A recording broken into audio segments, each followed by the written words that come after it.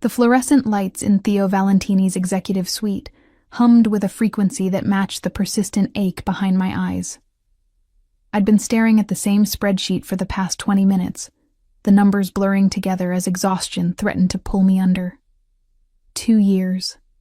2 years of 12-hour days, of perfecting the art of invisibility, of existing in the peripheral vision of the most dangerous man in Chicago. I pressed my fingers against my temples, trying to massage away the tension that had taken up permanent residence there. The clock on my computer screen read 9:47 p.m. Another late night. Another evening sacrificed to the empire of organized crime that operated under the guise of Valentini Industries. Miss Morgan. The voice came from the doorway, sharp and impatient. Marco Ricci, Theo's right-hand man, stood there with his perpetual scowl. Mr. Valentini needs the quarterly reports on his desk by morning. All of them. I swallowed the exhaustion that threatened to manifest as tears. Of course, I'll have them ready. He nodded once and disappeared, his expensive shoes clicking against the marble floor. The sound faded, leaving me alone with the hum of the lights and the weight of impossibility. There were 17 quarterly reports. Each one required at least an hour of compilation and review. The math was simple and cruel. My phone buzzed with a text from my mother's nurse in Ohio. The message was brief, clinical. Treatment went well today. She's asking about you. Guilt twisted in my chest, sharp and familiar. I'd promised to visit last month, but overtime had eaten away at my plans. The overtime I needed to pay for her treatment. The cycle was vicious and inescapable. I opened my bottom desk drawer and retrieved the energy drink I'd been saving for emergencies. This qualified. As I cracked it open, I caught my reflection in the darkened window behind my desk. 26 years old and I looked 40, with dark circles under my eyes and a permanent tension in my jaw. But the salary was triple what I could make anywhere else. The benefits were extraordinary, and I'd learned not to ask questions about why a construction and import company needed this level of financial security, or why armed men occasionally visited the executive floor, or why certain meetings resulted in hushed phone calls in Italian and men leaving with grim expressions. I knew what Theo Valentini was. Everyone in Chicago knew, even if they pretended not to. The newspapers called him a prominent businessman and civic leader. The streets called him something else entirely. But he paid his bills on time and never bounced a check, which was more than I could say for most legitimate employers I'd worked for. The first report took 43 minutes. My fingers flew across the keyboard with practiced efficiency, pulling data from multiple sources, cross-referencing numbers, highlighting discrepancies that Theo would want addressed. I'd learned his preferences through trial and error, through terse corrections, and the occasional grunt of approval that I'd learned to interpret as praise. At 11:15 p.m., I heard the elevator chime. My heart rate kicked up automatically, a Pavlovian response I'd never been able to control. Theo rarely left before midnight, but his arrivals and departures had a way of charging the atmosphere, making every molecule of air feel suddenly electric. I kept my eyes on my screen, willing myself invisible as his footsteps approached. He would walk past my desk, as he always did, perhaps with a curt nod if he was feeling particularly communicative. He would enter his office, close the door, and I would continue to not exist in his world. Except tonight, the footsteps stopped.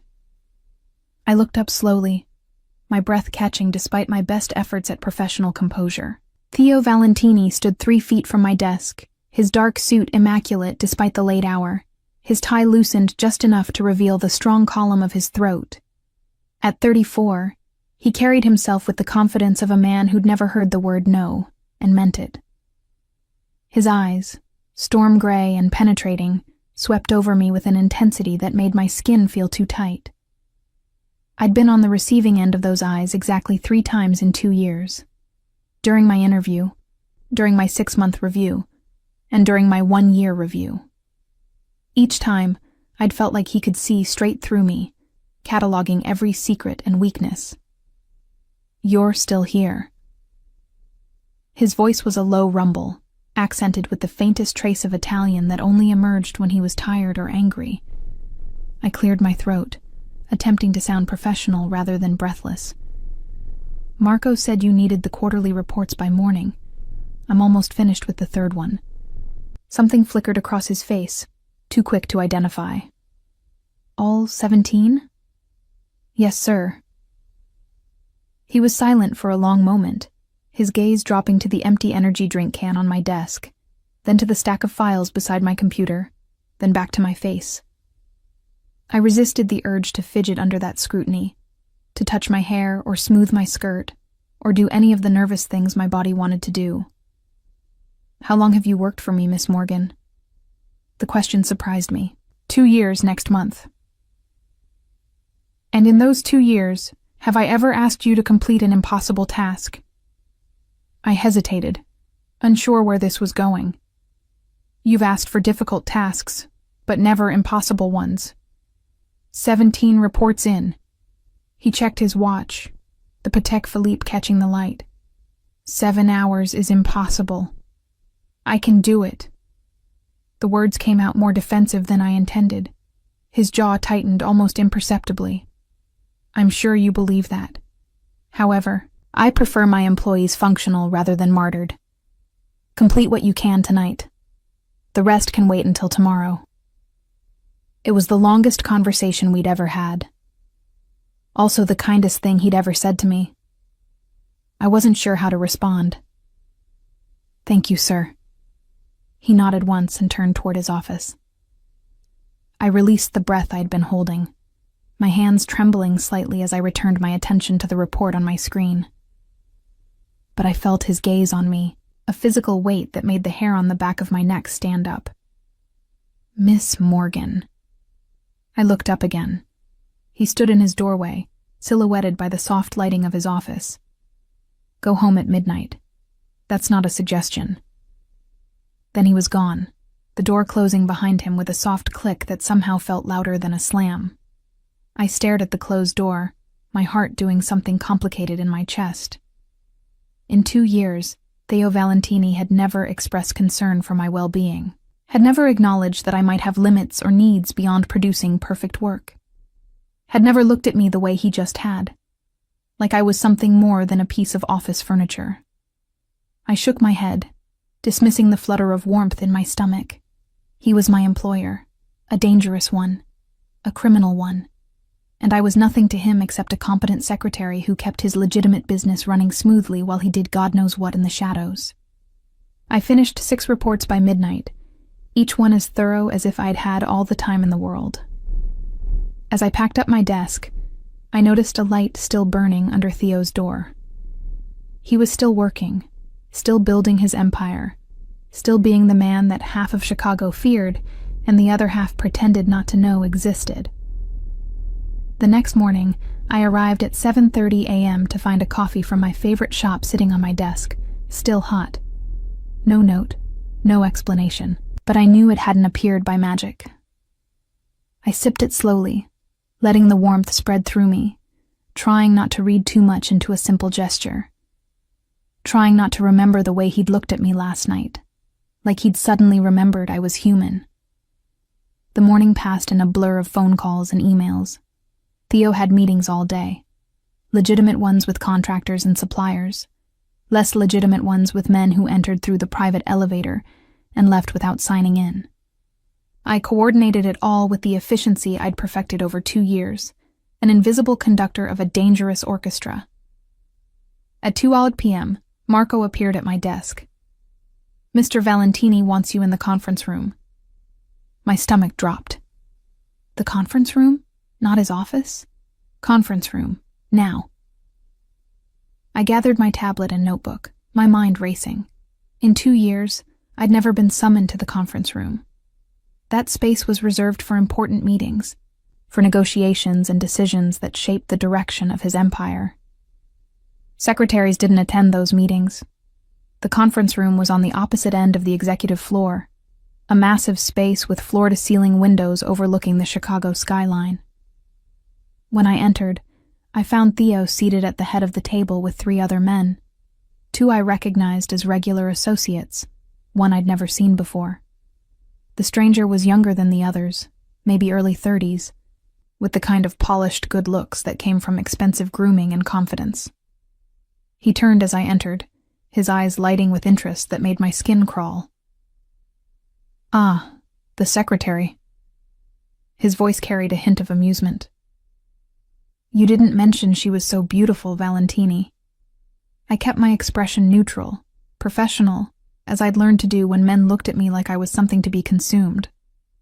I moved to the corner of the room where I usually positioned myself during the rare meetings I was asked to attend, close enough to hear, but far enough to be forgotten. "Miss Morgan handles my scheduling and correspondence," Theo said, his voice flat. "She's here to take notes." The stranger's smile widened.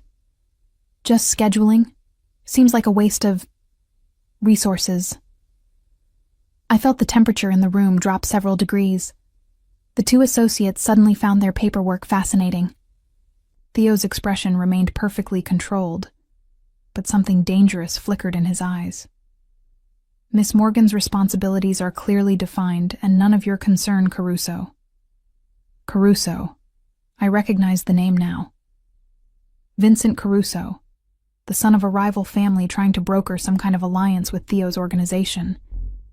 This meeting was important, delicate, and I was somehow in the middle of it. Of course. Caruso held up his hands in mock surrender. "I meant no disrespect. I just wondered, does your beautiful secretary have a boyfriend? Because if not, I'd love to—" The sound of Theo's hand slamming on the table cut through the air like a gunshot. Papers jumped. The associates flinched. I froze, my pen hovering over my notebook. "This meeting is over." Theo's voice was lethal, each word enunciated with deadly precision. "Gentlemen, show Mr. Caruso out. Now." "But we haven't finished," Caruso began. "Out." The associates moved with practiced efficiency, flanking Caruso and guiding him toward the door. He went without further protest, though confusion and anger warred on his face.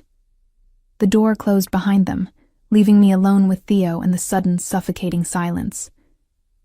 I should leave. I should excuse myself and return to my desk and pretend this hadn't happened. But my legs wouldn't cooperate, rooted to the spot by something in the air, something electric and dangerous that made my pulse race. Theo stood slowly, his movements controlled but predatory. He walked around the table, each step measured and deliberate, until he stood directly in front of me. Close enough that I could smell his cologne, something expensive with notes of cedar and smoke. Close enough that I had to tilt my head back to maintain eye contact. "Mr. Valentini, 2 years. His voice was low, almost a growl. 2 years I've watched you walk past my office.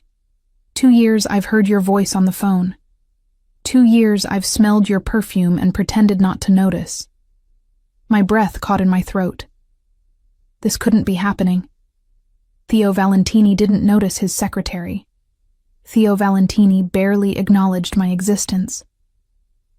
"I don't understand," I whispered. He moved closer, backing me against the wall. His hands came up on either side of my head, caging me in, not touching me, but close enough that I could feel the heat radiating from his body. "You think I didn't see you?" His eyes searched mine, intense and burning. "You think I didn't notice? I notice everything about you, Tessa. Every fucking thing." He'd never used my first name before. The sound of it on his lips sent a shiver down my spine that had nothing to do with fear. "Then why?" "Because you work for me." His jaw tightened. "Because you're good at your job and I didn't want to lose that. Because I thought I could control it, could keep you at a distance." His thumb traced my lower lip, the touch sending electricity through my entire body. "But then that bastard asked if you had a boyfriend, looked at you like you were something he could take, and I saw red." My heart hammered against my ribs. This was insane.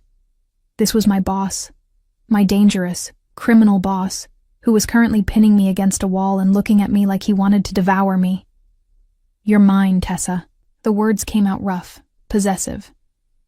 "You've been mine since the moment you walked into your interview wearing that blue dress and tried so hard to look confident. Mine since you stayed late that first week without being asked. Mine since you learned how I take my coffee without me ever telling you." His other hand cupped my face, forcing me to meet his gaze. "Tell me you feel it too. Tell me these 2 years haven't just been hell for me." I should lie. I should push him away. I should remember that I need this job, that he's dangerous, that this could ruin everything. But God help me. I'd been lying to myself for 2 years. "I feel it," I breathed. The confession hung between us like a live wire, sparking and dangerous. Theo's thumb continued its torturous path along my lower lip, his eyes darkening with something that made my knees weak. "Say it again."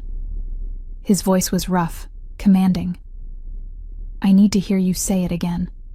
I feel it." The words came easier this time, 2 years of denial crumbling under the intensity of his gaze. I've felt it since the beginning. I thought I was going crazy. A sound escaped him, somewhere between a growl and a laugh. "Crazy. Christ, Tessa. You have no idea what you've done to me. Sitting at that desk every day, so professional, so untouchable. Do you know how many times I've wanted to sweep everything off it and—" He cut himself off, his jaw clenching as he fought for control. His hand dropped from my face and he stepped back, putting necessary distance between us. The loss of his warmth felt like a physical blow. "This complicates things." He ran a hand through his dark hair, disheveling the perfectly styled strands. "You work for me. There are rules, expectations, and my life." He gestured vaguely, encompassing everything his life entailed. "My life isn't safe for someone like you." Reality crashed back in, cold and unforgiving. He was right. This was impossible. I needed this job, needed the salary that paid for my mother's treatment, kept a roof over my head, gave me a future.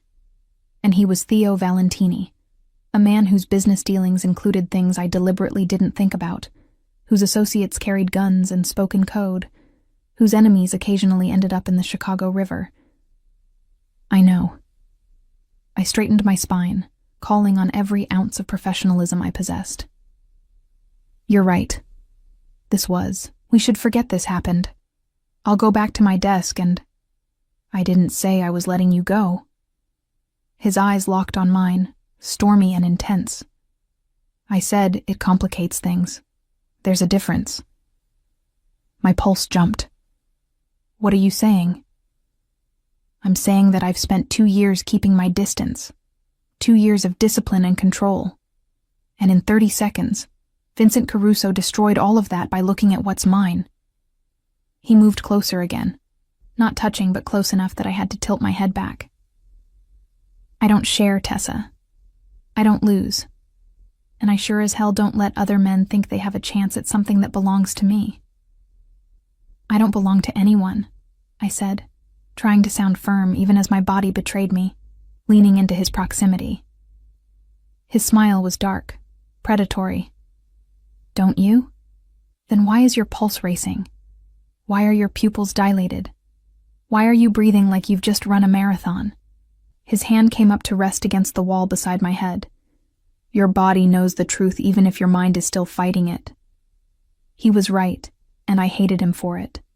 Hated the way my body responded to his nearness, the way my skin felt too sensitive, the way I wanted him to close that final distance and kiss me until I forgot every reason this was a terrible idea.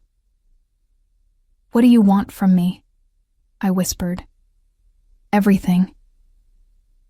The word was simple, absolute.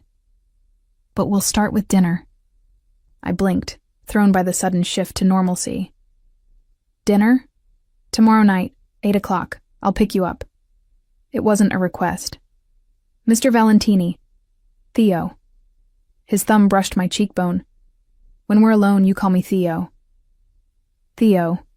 I tested the name, foreign on my tongue after 2 years of careful formality. I don't think this is a good idea. Probably not. He stepped back, finally giving me space to breathe. But I've run out of good ideas where you're concerned. All I have left are bad ones, and I'm done fighting them. He returned to the conference table, gathering the papers that had scattered when he'd slammed his hand down. When he looked at me again, his expression had shifted, returning to the controlled mask I was familiar with. But I could see the cracks now, the heat simmering beneath the surface. Return to your desk, Miss Morgan. Finish the quarterly reports at your own pace. And tomorrow night, wear something nice. He paused at the door, but not too nice. I have very little self-control where you're concerned, and I'd prefer our first date to actually include dinner. He left me standing there, trembling and confused, and more alive than I'd felt in years. The rest of the day passed in a haze. I returned to my desk and attempted to focus on work, but my mind kept replaying the scene in the conference room.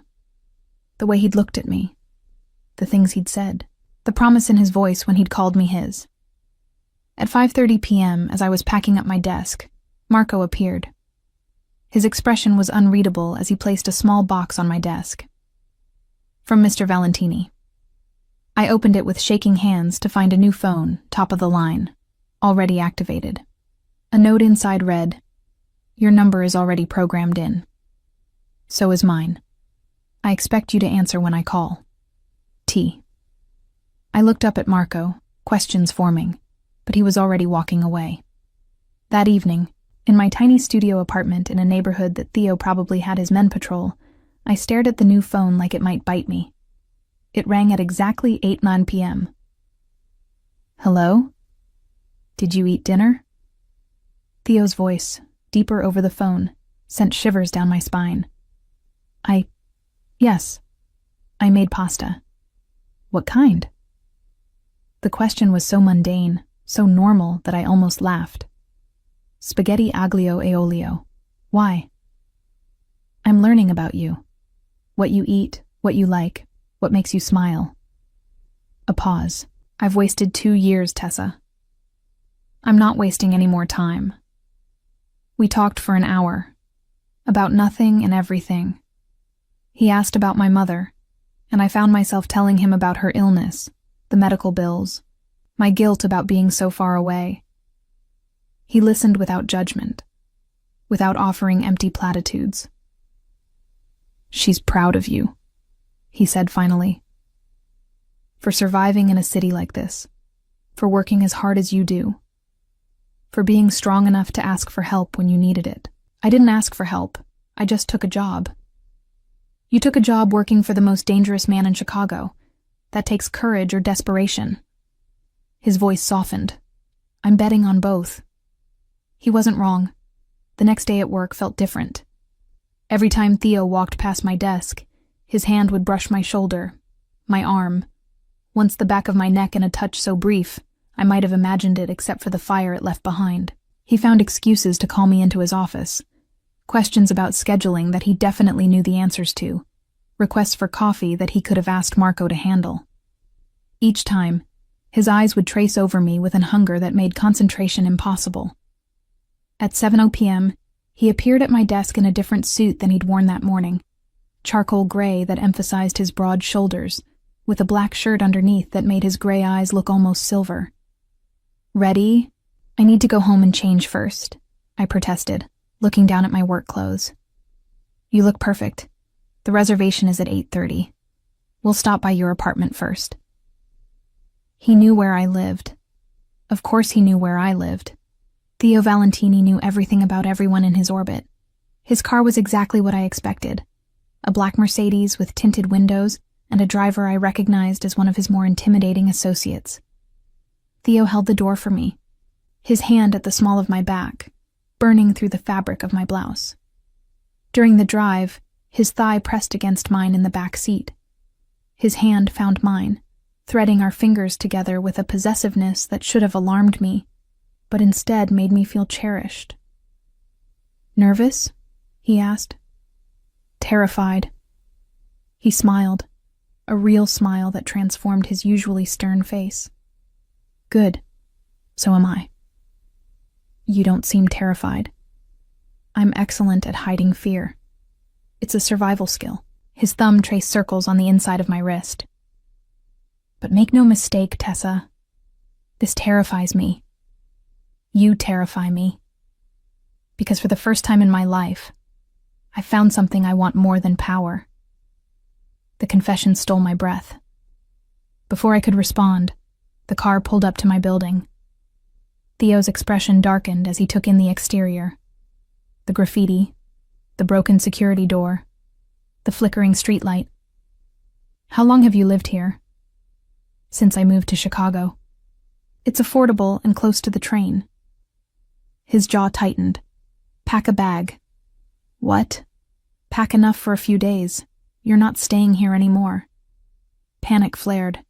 Theo, I can't afford anywhere else. I've looked, believe me, but with my mother's medical bills, I'm not asking you to afford anything.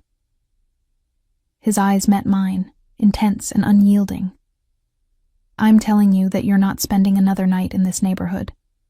I have a building downtown, secure, safe. There's a vacant unit. It's yours. I can't accept that. Yes, you can. You will. He cupped my face, forcing me to look at him. I told you yesterday. You're mine now. That means I protect what's mine. And I sure as hell don't let what's mine live somewhere that makes me want to post armed guards in the hallway. This is too much, too fast. Probably. But I don't do anything halfway, Tessa. You should know that about me. In the end, I packed a bag. Because the truth was, I'd been afraid in this apartment since the day I moved in. Afraid of the sounds in the hallway, the broken locks, the men who sometimes gathered on the corner at night. And because something in Theo's eyes told me that refusing him this would hurt him in a way that had nothing to do with ego. The restaurant was exclusive, the kind of place that required reservations months in advance. We were seated in a private corner, secluded from the main dining room. Theo ordered in flawless Italian, his accent more pronounced as he spoke to the server. You speak Italian, I observed. My father insisted, said a man should know the language of his heritage. Something dark crossed his face. He insisted on a lot of things. Is he still alive? No. He died when I was 22. Left me his empire and all the responsibilities that came with it. He took a sip of wine. I wasn't ready, but you don't get to choose when power falls into your lap. You either grab it or it destroys you. Do you ever wish you'd walked away? Chosen something else? His smile was bitter. Every day. But wishing doesn't change reality. This life, this business, it's who I am. I've made peace with that. The food arrived, course after course of perfectly prepared Italian cuisine. We talked between bites, the conversation flowing easier than I expected. He asked about my childhood in Ohio, my decision to move to Chicago. My dreams before reality forced me to abandon them. I wanted to be a teacher, I admitted. Elementary school. I loved working with kids, seeing them learn, watching that moment when something clicks and they understand. Why didn't you? My mother got sick the summer before my senior year of college. I dropped out to take care of her, used my tuition money for her treatment. By the time she was stable enough for me to leave, I had debt instead of a degree. I shrugged. Life had other plans. Theo's hand covered mine on the table. You sacrificed your dreams for her. That's not nothing, Tessa. That's everything. Dessert arrived, tiramisu that melted on my tongue. Theo watched me eat, with an intensity that made me self-conscious. What? I asked. I'm memorizing you. The way you close your eyes when something tastes good. The little sound you make in the back of your throat. The way your lips curve when you smile. His voice dropped lower. I told you. I've wasted 2 years. I'm making up for lost time. Heat flooded through me. Theo. I want to kiss you. His eyes locked on mine. I've wanted to kiss you since yesterday, since last year, since the day you walked into my office wearing that blue dress. Then why haven't you? Because once I start, I'm not sure I'll be able to stop. And we're in public, and you deserve better than me losing control in the middle of a restaurant. The ride to his building downtown was torture. His hand rested on my thigh, not moving, just claiming. The heat of his palm burned through my skirt. I could feel his restraint, see the tension in his shoulders, the tightness of his jaw. The apartment he'd arranged for me was on the 20th floor, with floor-to-ceiling windows overlooking the city. It was furnished, elegant, larger than anywhere I'd ever lived. The building has 24-hour security, Theo explained, showing me the security features. Marco lives on the 15th floor. My penthouse is on the 40th. He handed me a keycard. This will get you anywhere in the building, including the private elevator to my place. I can't afford this. Consider it part of your benefits package. He moved closer, backing me against the kitchen counter. I take care of what's mine, Tessa. Get used to it. His hand cupped the back of my neck, tilting my head up. Tell me to leave. Tell me you need time, space, boundaries. Tell me anything except what I want to hear. What do you want to hear? That you want this as much as I do. That these 2 years have been as agonizing for you as they've been for me. That you're ready to stop fighting this thing between us. I should tell him to leave. Should establish boundaries. Take things slow. Be reasonable. But I was so tired of being reasonable, of sacrificing, of denying myself anything good, because life had taught me that good things always came with a price. Kiss me, I whispered. He didn't need to be told twice. His mouth crashed against mine, hungry and demanding. His hands framed my face, angling me exactly where he wanted me. I gasped against his lips and he took advantage, deepening the kiss until I couldn't think, couldn't breathe, couldn't remember why this was supposed to be a bad idea. When he finally pulled back, we were both breathing hard. His forehead rested against mine, his thumb tracing my swollen lower lip. 2 years, he murmured. 2 years I've wondered if you'd taste this good. Reality exceeds imagination. Theo, I should go. But he didn't move. If I stay, I won't be able to keep my hands off you, and you deserve more than a rushed first time against your kitchen counter. Maybe I don't want to wait. His eyes darkened dangerously. Don't tempt me, Tessa. I'm barely holding on as it is. He kissed me again, softer this time, almost reverent. Then he stepped back, putting necessary distance between us. Tomorrow morning, Marco will pick you up for work. You're not taking the train anymore. He moved toward the door. And Tessa? Lock the door behind me. Use the security system. I'll know if you don't. After he left, I leaned against the closed door, my lips still tingling from his kisses. My phone buzzed with a text. Sleep well, Bella Mia. Tomorrow, I show you what it means to be mine. T. I had no idea what I'd gotten myself into. But God help me, I wanted to find out. I didn't sleep well. How could I, when every time I closed my eyes I felt Theo's hands on my face, his mouth claiming mine with a hunger that left me breathless. The new apartment was silent in a way my old place never was. No sirens, no shouting neighbors, no footsteps in the hallway that made me check the locks twice before bed. Here, 20 floors above the city, I felt suspended in a different world. Theo's world. My phone buzzed at 6:00 a.m. with a text from a number I didn't recognize. Marco. Lobby in 1 hour. I showered quickly. The water pressure alone worth the moral compromise of accepting this apartment. As I dried off, I caught sight of myself in the mirror. My lips were still slightly swollen from Theo's kisses. There was a faint mark on my neck where his thumb had pressed. Not quite a bruise, but evidence nonetheless. Evidence that last night had been real. I dressed carefully. A burgundy sheath dress that was professional but fitted, the kind of thing I'd bought months ago but never had the courage to wear. Today felt different. Today I wasn't trying to be invisible. Marco was waiting in the lobby at exactly 7 a.m., his expression as unreadable as ever. He held the car door open without a word, and I slid into the back seat of the black Mercedes. "Good morning," I ventured. "Miss Morgan." He started the engine. "Mr. Valentini asked me to ensure you understand the building's security protocols. You have 24-hour access to his private gym, the rooftop terrace, and the business center. Any maintenance issues should be reported directly to building management. They've been instructed to treat your requests as priority." "That's not necessary. It's already arranged." His eyes met mine in the rearview mirror. "Mr. Valentini takes care of his people. You're his people now. That comes with certain privileges."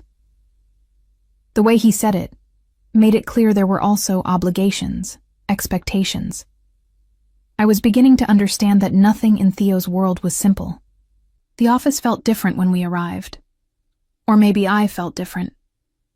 I went through my morning routine, starting coffee, checking Theo's calendar, reviewing overnight emails. But I was hyper-aware of every sound, every movement, waiting for him to arrive.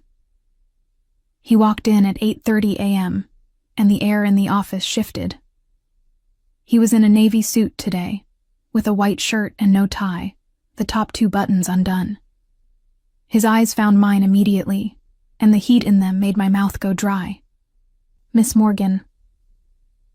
His voice was professional, but his eyes told a different story. "My office. Now." I gathered my tablet and followed him, acutely aware of Marco's knowing look. The moment Theo's office door closed behind us, he was on me. His hands framed my face as he kissed me with a desperation that stole my breath. "Missed you," he murmured against my lips. "All night, I kept thinking about how you tasted, how you sounded when you gasped my name. Theo, we're at work. I don't care." His mouth moved to my neck, finding that sensitive spot below my ear that made my knees weak. "I've spent 2 years caring about propriety and professionalism. I'm done with that." His hands slid down my sides, resting on my hips. "This dress. Christ, Tessa. Are you trying to kill me? I thought you'd like it." "Like it?" He pulled back to look at me, his eyes dark. "I want to peel it off you slowly and map every inch of skin underneath, but we have a problem." "What problem?" "I have meetings all morning, including one with the Caruso family to smooth over yesterday's incident." His jaw tightened. "Vincent will be there with his father. I need you to stay away from the conference room. Actually, I need you to stay locked in here until they leave." "That's ridiculous. I have work to do." "Tessa." His voice was steel. "I barely controlled myself yesterday when he looked at you. If he so much as speaks your name today, I'll put a bullet in him, alliance be damned. So unless you want to witness a murder, you'll stay in my office." The casual way he referenced killing someone should have terrified me. Instead, a dark thrill ran through me at the possessiveness in his voice, the barely leashed violence simmering beneath his controlled exterior. "Okay," I whispered. He kissed me again, softer this time. "I'll have lunch brought up. We'll eat together, just us." His thumb traced my lower lip. "And tonight, I'm taking you somewhere. Somewhere I can touch you without worrying about propriety or witnesses." "Where?" "You'll see." He stepped back reluctantly. "Work from here today. If you need anything, text me. Don't leave this office until I come back for you." The morning crawled by. I worked from Theo's desk, the leather chair still warm from where he'd sat earlier, smelling faintly of his cologne. Through the closed door, I could hear muffled voices, meetings happening, business being conducted, the machinery of his empire turning. At 11 p.m., I heard raised voices from the conference room. Italian, spoken too rapidly for me to follow, but the anger was unmistakable. Then Theo's voice, cold and commanding, cutting through the chaos. Silence followed. My phone buzzed. Stay put. Everything's fine. At 12:30 p.m., he returned. His expression was dark, his movements tight with barely contained fury. He locked the office door behind him. What happened? I asked. Vincent suggested that perhaps my attachment to you was clouding my judgment, that I was letting personal feelings interfere with business.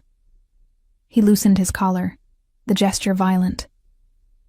His father agreed, said I should share the wealth to maintain good relations between our families. Ice flooded my veins. They want nothing, because I made it very clear that you are non-negotiable, that any man who looks at you wrong will answer to me personally. He moved to the window, his shoulders rigid. I may have jeopardized a multi-million-dollar alliance. My advisors think I'm losing my mind. Are they right? He turned to face me, his expression raw. Probably. But I don't care. You're worth more than any alliance, any deal, any amount of money or power. He crossed the room in 3 strides. Do you understand what you've done to me? I've built my entire life on control, on strategy, on never letting emotion cloud judgment.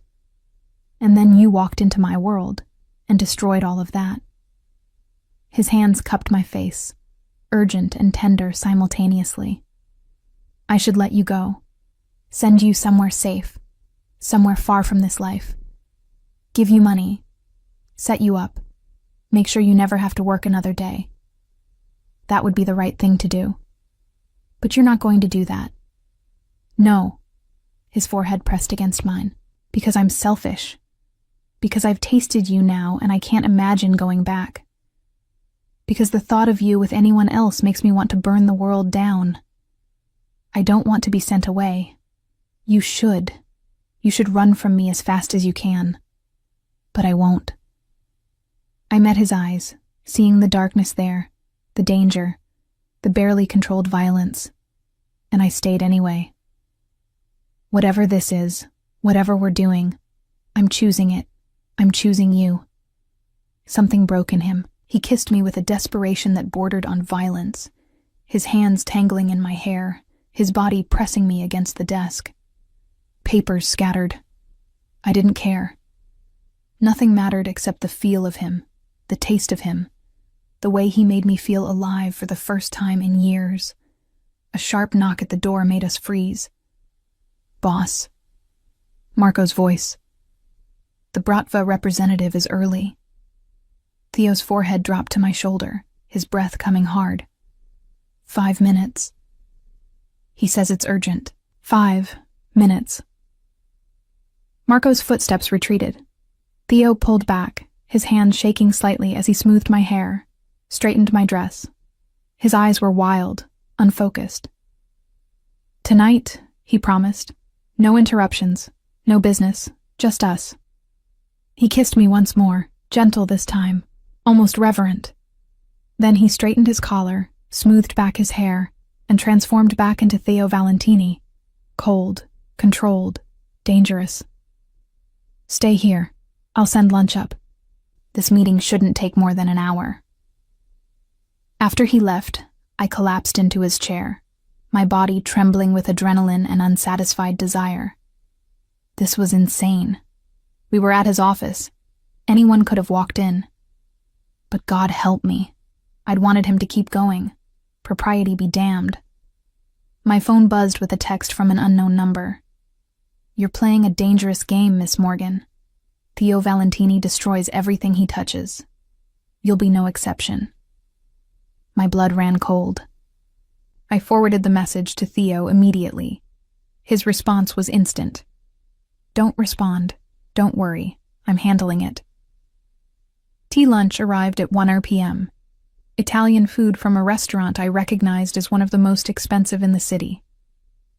Marco brought it up personally, along with a bottle of water and a folded note. I ordered all your favorites. Eat. You'll need your strength for tonight. Tea. How did he know my favorites? Then I remembered. 2 years of lunch orders, of preferences carefully noted and filed away. He'd been paying attention all along. The afternoon passed in a blur of work. I responded to emails, updated spreadsheets, coordinated schedules. Normal tasks in an increasingly abnormal situation. Every time my phone buzzed, my heart jumped, hoping it was Theo, fearing it was another threatening message. At 5:30 p.m., he appeared in the doorway. Ready? Where are we going? Home, my home. He offered his hand. I want to show you something. The penthouse occupied the entire 40th floor. When the private elevator doors opened, I stepped into a space that was more museum than apartment. Floor-to-ceiling windows offered panoramic views of Chicago. Modern art hung on walls painted in shades of gray and cream. Everything was immaculate, expensive, and oddly impersonal. This is where you live. This is where I sleep. I wouldn't call it living. He led me through the main room to a set of double doors. But there's one room that's different. He opened the doors to reveal a library. Unlike the rest of the penthouse, this room felt lived in. Books lined every wall, worn spines suggesting they'd been read multiple times. A leather armchair sat by the window, a table beside it with a half-empty glass of whiskey, and a book left open, face down. This is where I come when the weight of everything becomes too much, Theo said quietly. When I need to remember that there's more to life than business and violence and obligation. He moved to a shelf and pulled out a worn paperback. My mother gave me this before she died. The Count of Monte Cristo. She said it was about a man who lost everything and clawed his way back through patience and planning. She told me that revenge is a dish best served cold, but that love is meant to burn hot. How old were you when she died? 16. Cancer. My father was devastated. He became harder after that, more ruthless. Said grief was weakness, and weakness got you killed. He set the book down carefully. I think he was just afraid of feeling anything after losing her. I moved closer, drawn by the vulnerability in his voice. Is that what you're afraid of? Feeling? I'm afraid of what I feel when I'm with you. I'm afraid I'll lose control. I'm afraid I'll hurt you, not physically, but in all the ways that matter. His hand cupped my cheek. You deserve better than this life, Tessa. Better than a man with blood on his hands and enemies at every corner. Maybe I don't want better. Maybe I just want you. He kissed me slowly, thoroughly, like he was trying to memorize the taste of me. Then he pulled back, his eyes searching mine. I need to tell you something. About how this started. About how I ended up in this life. We sat in the leather armchair together, me curled against his side, his arm around my shoulders. And for the first time, Theo Valentini, the man half of Chicago feared, let someone see beneath the armor. My father was third-generation Mafia, old school, traditional. He raised me to take over the family business like it was a birthright, not a choice. When I was 22 and finishing my MBA, he was killed in a hit ordered by a rival family. They thought with him gone, our organization would crumble. His jaw tightened. They were wrong. I took over immediately. Hunted down everyone involved in my father's death and made examples of them. Brutal, public examples. By the time I was done, no one questioned my authority. You were so young. I was angry. Grief does that. Turns you into someone you don't recognize. I told myself I was honoring my father's legacy, protecting our family's interests. But the truth is, I liked the power, the control, the way people moved when I spoke, feared when I frowned. He looked at me. I became exactly what my father wanted, a monster who could run an empire. You're not a monster, aren't I? I've killed men, Tessa, ordered deaths, destroyed lives. I've done things that would make you run screaming if you knew the details. But you've also built legitimate businesses, employed thousands of people. I've seen the books. I know about the scholarships you fund, the community centers, the anonymous donations to hospitals. That's guilt, not altruism. Trying to balance the scales. But some scales can't be balanced. I turned to face him fully. Why are you telling me this?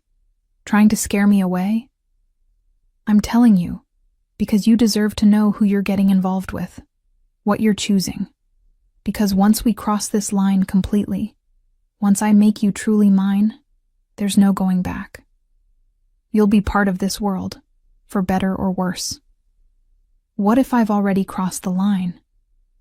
I touched his face, feeling the rough stubble of his jaw.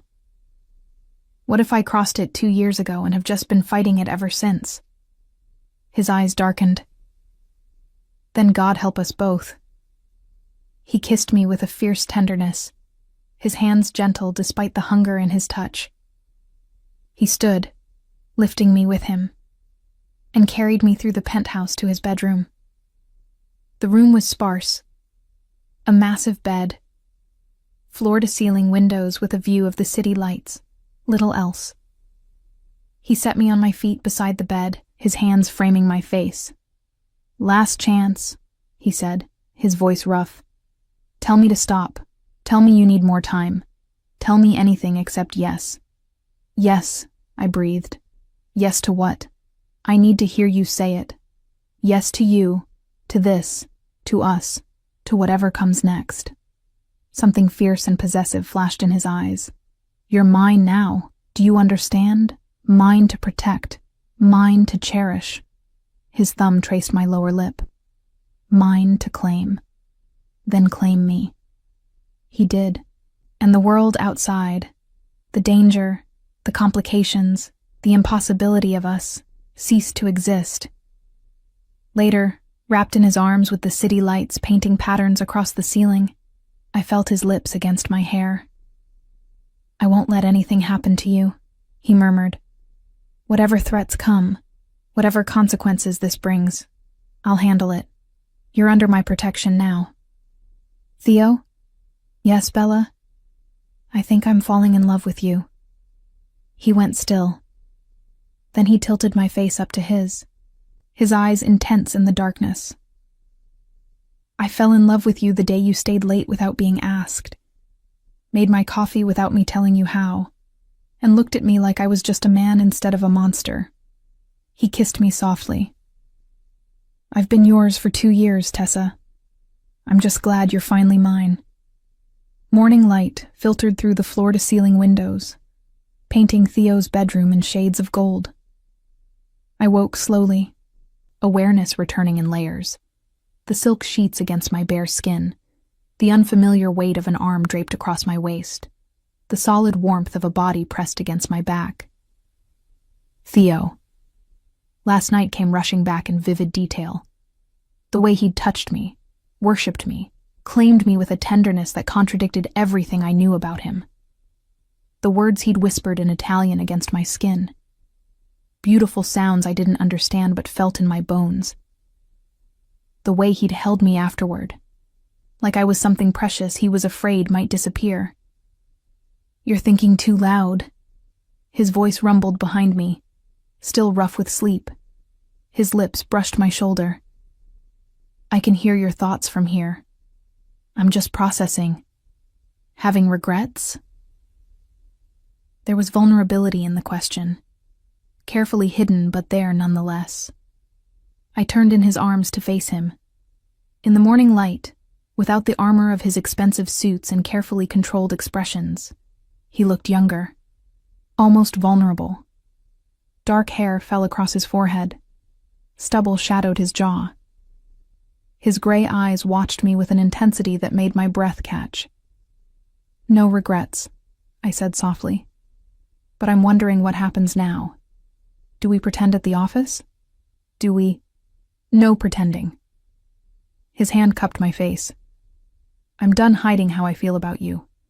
Everyone in my organization will know by the end of today that you're under my protection, that you're mine. Won't that make me a target?" Something dark flickered across his face. "It makes you untouchable. Anyone who even thinks about harming you will answer to me personally." He kissed me, slow and thorough. "But we do need to establish some protocols. Marco will assign you a security detail." "A what?" "Non-negotiable." His voice turned to steel. "You're connected to me now. That comes with risks. I won't take chances with your safety." I wanted to argue, to protest the invasion of privacy, the loss of independence. But I'd seen enough in 2 years to know that Theo's world was dangerous, that people who crossed him tended to disappear, that his enemies would see me as a weakness to exploit. "Okay," I said finally. "But they have to be subtle. I'm not having armed guards following me into coffee shops." A small smile tugged at his lips. "Marco's team is very good at being invisible when necessary. You won't even notice them most of the time." "Most of the time?" "There may be situations where discretion becomes secondary to protection. You'll have to trust me on this, Tessa." His phone buzzed on the nightstand. Once, twice, 3 times in rapid succession. He reached for it with a sigh, scanning the messages. His expression darkened. "What is it?" "The Caruso family is pushing back on yesterday's meeting. Vincent's father is demanding a formal apology and reparations for the insult to his son." Theo's jaw tightened. "They're threatening to withdraw from our shipping agreement and align with the Moretti family instead." "What are you going to do?" "Handle it." He set the phone down and returned his attention to me. "But first, I'm going to make you breakfast, because I'm discovering I enjoy taking care of you, and my calendar is clear until 10. "You cook?" "My mother insisted, said a man who couldn't feed himself was no man at all." He slid out of bed unselfconsciously, pulling on black boxer briefs that did nothing to hide his perfect form. "Stay here. I'll bring it up." I watched him leave, then rolled onto my back, staring at the ceiling. This was insane. 24 hours ago, I'd been his invisible secretary. Now I was in his bed, wearing his protection like armor, stepping into a world I didn't fully understand. My phone buzzed from the nightstand where I'd left it last night. A text from Marco. Security detail assigned. "Officer Chen will introduce herself when you arrive at the office. She'll be your primary protection." Then another text, from an unknown number. "Enjoy it while it lasts." Theo always gets bored of his toys eventually. My blood ran cold. I deleted the message immediately, but my hands were shaking. Who was sending these? And how did they have my number? Theo returned 20 minutes later with a tray, perfectly scrambled eggs, crispy bacon, fresh fruit, and coffee made exactly how I liked it. He'd pulled on gray sweatpants that hung low on his hips, leaving his chest and abdomen bare. Defined muscles moved under tanned skin, and I caught sight of a scar along his ribs. Long, jagged, the kind made by a knife rather than a surgeon. What happened? I touched the scar gently. 5 years ago. Disagreement with a rival organization. He thought a blade would make his point more effectively than words. Theo's voice was casual, but his eyes had gone cold. He was wrong. "Did you?" "Yes." No hesitation, no remorse. He came at me with a knife. I defended myself with a gun. The outcome was predictable. I should have been horrified. Should have seen that moment for what it was, a glimpse into the violence that defined his life. Instead, I found myself tracing the scar, this evidence that he was mortal, that he'd been hurt and survived. "You're not scared of me," he observed, something like wonder in his voice. Should I be? Most people are. Most women definitely are. I'm not most women. I met his eyes. And I think you've hurt a lot of people, Theo. But I don't think you'd ever hurt me. Never. The word was fierce, absolute. I would burn the world down before I let harm come to you. We ate breakfast together, the domesticity of it surreal. Theo Valentini, feeding me strawberries and stealing kisses between bites. Making me laugh with stories about his nephew. Showing me the human being beneath the monster everyone feared. At 9:30, we dressed for work. I wore one of the new outfits from the apartment. A fitted black dress with a leather jacket, subtle but elegant. Theo circled me slowly, his eyes heating. You look like you belong to me, he said, satisfaction in his voice. Is that a compliment? It's everything. He pulled me against him, his lips finding that sensitive spot below my ear. Tonight, we have dinner with my sister and her husband. They want to meet the woman who's finally made me lose my carefully cultivated self-control. Panic fluttered in my chest. Your family? Already? Rosa's been pestering me for months to bring someone to Sunday dinner. She'll love you. He kissed me softly. And if she doesn't, it won't matter. You're mine either way. The ride to the office was different than every other morning in my 2 years working for Theo. Instead of sitting in professional silence, his hand rested possessively on my thigh. He pointed out buildings he owned, restaurants he had interests in, areas of the city under his protection. Showing me his kingdom. Marco was waiting in the garage when we arrived, along with a petite Asian woman in her early 30s, wearing dark jeans and a blazer that didn't quite hide the holster at her hip. Miss Morgan, this is Officer Chen, Marco introduced. Former Secret Service, highly trained in close protection. She'll be your primary security from now on. Chen offered her hand with a professional smile. Please, call me Amy. I'll be staying close but unobtrusive. Most of the time, you won't even notice I'm there. And the rest of the time? The rest of the time, there will be a threat that requires my presence to be more obvious.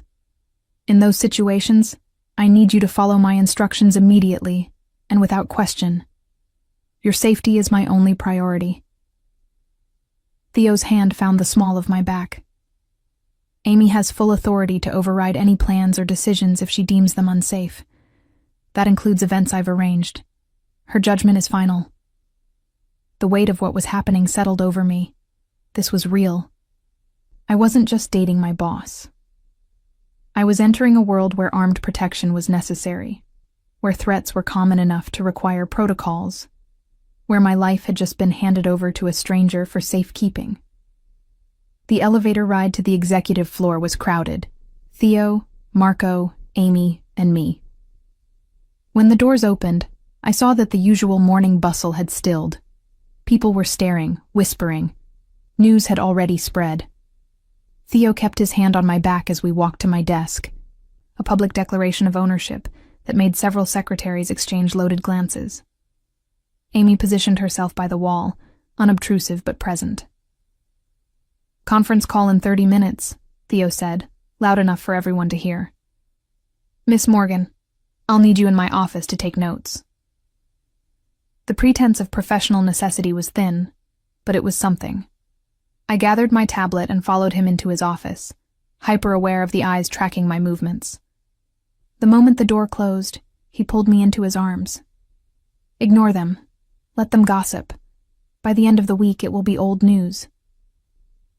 And if they don't respect me anymore, if they think I slept my way into preferential treatment, then they're idiots who don't know you earned your position through competence and dedication. His eyes hardened. And if anyone is stupid enough to say that to your face, they'll be looking for a new job by the end of the day. The conference call was with investors in one of Theo's legitimate businesses, a chain of upscale Italian restaurants. I took notes dutifully, watching him transform into the businessman persona. Charming, confident, persuasive. No hint of the violence simmering beneath the surface. When the call ended, Marco appeared in the doorway. The Caruso situation requires your immediate attention. Vincent's father is here with his lawyer. Theo's expression turned to ice. Send them to conference room 1. Gather the advisors, and get Franco on the phone. I want our lawyer present for whatever bullshit they're about to spew. He turned to me. Stay in here. Lock the door. Don't open it for anyone except Marco or Amy. Theo, please. His hand cupped my face. I need to know you're safe while I deal with this. Can you do that for me? I nodded, and he kissed me fiercely before striding out. Amy slipped into the office before the door closed. I'll stay with you, she said calmly. Just a precaution. Do you think something's going to happen? I think Mr. Valentini is cautious, and caution keeps people alive. The next hour was agonizing. I tried to work, but every raised voice from the conference room made me jump. At one point, I heard something crash, glass breaking, maybe furniture overturning. Then Theo's voice, low and deadly, cutting through the chaos. My phone buzzed. Unknown number again. He's going to get you killed. Walk away while you still can. I showed the message to Amy. She read it, her expression neutral. I'll have Marco trace the number. In the meantime, don't respond. Don't engage. Who would do this? Who's sending these? Could be a lot of people. Mr. Valentini has enemies. Some of them might see you as a way to hurt him. Others might genuinely believe they're helping you by warning you away. She met my eyes. But my job isn't to figure out their motives. It's to keep you breathing. Finally, the conference room doors opened. I heard footsteps, multiple people moving. Then Theo's voice, cold and final. Tell Vincent that if he comes near Tessa again, I'll put a bullet in him myself. Father or no father, alliance or no alliance. That's not a threat, it's a promise. Silence. Then the sound of the elevator doors opening and closing. Theo appeared in his office doorway moments later. His tie was loosened, his hair disheveled, a fresh cut on his knuckles. But his eyes were blazing with satisfaction. It's handled. What happened? They wanted reparations, a significant cut of our shipping profits for the next year as compensation for the disrespect shown to Vincent. He moved to his desk, pouring whiskey from a crystal decanter. I told them to go fuck themselves. Theo, they threatened to align with the Morettis, to cut us out of the eastern shipping routes entirely. He drank the whiskey in one swallow. I reminded them that the Morettis are in bed with the FBI, that their organization is being dismantled from the inside, and that aligning with them would be suicide. And they backed down? Eventually, after I made it clear that I would sooner burn every ship in the harbor than give them $1 for their wounded pride. He set the glass down, his eyes finding mine, and I made it very, very clear that you are untouchable. That any attempt to use you against me would be met with immediate and brutal retaliation. I should have been terrified by the casual violence in his voice. Instead, I felt protected. Safe. Like I was standing in the eye of a hurricane, sheltered by the very storm that threatened to destroy everything around me. Come here, he said softly. I went to him, and he pulled me into his arms, burying his face in my hair. For a long moment, we just stood there, his heart thundering against my chest. I've made you a target, he said finally. By claiming you publicly, by refusing to back down, I've painted a bullseye on your back. I know. And you're staying anyway? I pulled back to look at him. I'm staying anyway. Relief and something darker, possession maybe, or triumph, flashed in his eyes. He kissed me, hard and claiming, like he was sealing a deal that couldn't be undone. The door opened without warning. Marco stood there, his expression grim. Boss, we have a situation. The Bratva just made a move on one of our warehouses. 3 of our men are down. Theo's entire demeanor shifted. The man who'd been holding me tenderly vanished, replaced by the cold strategist. Fatalities. 2 dead, 1 critical. Get our people out of there. Lock down all secondary locations and find out who ordered the hit. His voice was lethal. I want names by tonight. Marco nodded and disappeared. Theo turned back to me, his eyes hard. This is what I meant about my world being dangerous. People die. Enemies make moves. Violence is the currency we trade in. He touched my face gently, a stark contrast to the fury in his voice. Last chance, Tessa. Walk away now, and I'll make sure you're protected. Set up somewhere safe. But if you stay, you're all in. There's no middle ground. I thought about my mother in Ohio, about the medical bills that were finally getting paid. I thought about my tiny studio apartment that I'd never have to return to. I thought about 2 years of invisibility, of feeling like I didn't matter, of surviving rather than living. And I thought about the way Theo looked at me, like I was the most important thing in his world, like I was worth burning empires for. I'm all in, I said. His smile was fierce, possessive. Then buckle up, Bella Mia, because this is just the beginning. The warehouse attack changed everything. What had been a slow courtship, a careful dance between desire and propriety, became something harder, more urgent. Theo's world was bleeding into mine, and there was no turning back. That evening, instead of the quiet dinner with his sister he'd planned, we found ourselves in an emergency meeting with his top advisors. I sat in the corner of the conference room, Amy stationed nearby, watching Theo transform into the leader everyone feared. The Bratva hit wasn't random, Marco said, spreading photos across the table. They knew exactly which warehouse to target, knew our security protocols, knew when the shift change happened. Someone fed them information. A rat. Theo's voice was ice. In my organization. An older man I recognized as Salvatore, Theo's chief advisor, leaned forward.